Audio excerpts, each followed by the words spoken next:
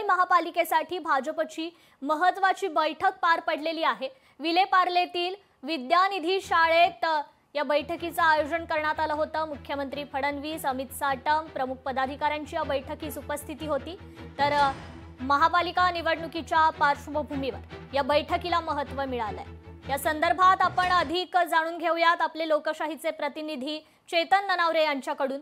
चेतन, मुंबई महापालिकेसाठी भाजपची ही महत्त्वाची बैठक आहे ती पार पडली आहे।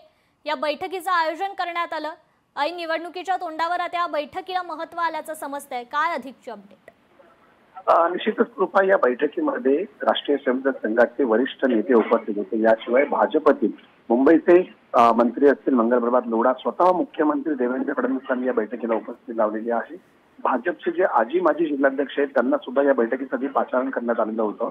आगामी मुंबई महानगरपालिका निवडणुकीमध्ये नेमका अजेंडा कशा प्रकारे असावा, हिंदुत्वाच्या अजेंड्यावर भर द्यावा आणि फेक नरेटिव्ह जो वोट चोरीचा आता सध्या पसरवला जातोय हा तोडून काढण्याचे जे एकंदरीत नियोजन आहे ते भाजप आणि संघामध्ये झालेलं आहे। त्यांचं म्हणणं आहे की विरोधकांकडून लोकसभा निवडणुकीमध्ये ज्या प्रकारे आरक्षण रद्द करण्याचा आणि संविधान बदलण्याचा अजेंडा राबवण्यात आलेला होता त्याच पार्श्वभूमीवर आता वोट चोरीचा अजेंडा राबवण्यात येत आहे।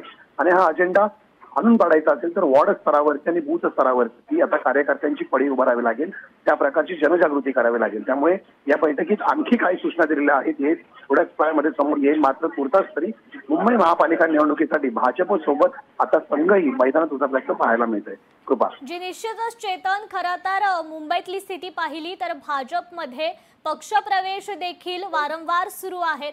या संदर्भात आता आणखी जो पक्षाची रणनीती आहे ती मजबूत करण्याचं काम कुठेतरी या बैठकीमार्फत करण्यात येतंय का, असाही सवाल आहे।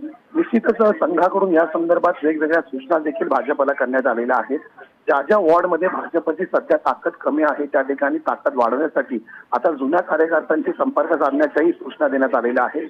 इतकंच नाही तर संघाकडून काही जी कामं आहेत ती भाजपला सुचवण्यात आलेली आहेत, ज्यामुळे हिंदू मतदार आहेत ते मोठ्या संख्येने भाजपच्या पाठीशी पुन्हा एकदा उभे राहू शकतात। यामध्ये हिंदूंच्या संदर्भातील जे वेगवेगळे नियम असतील, सणांच्या संदर्भातील नियम असतील त्यामध्ये बदल करण्याचा प्रकार असेल किंवा हिंदू मंदिरांसाठी वेगवेगळ्या जे कामं असतील त्यांना प्राधान्य देण्याच्या सूचना असतील। परिणामी आणखी कोणत्या कोणत्या सूचना संघाकडून देण्यात आलेल्या आहेत याबद्दलची अधिक माहिती आपल्याला सूत्रांकडून लवकरच मिळेल। निश्चितच चेतन, धन्यवाद आपण दिलेल्या या सविस्तर माहितीबद्दल। लोकशाही मराठी ऐका, पहा, जागरूक रहा।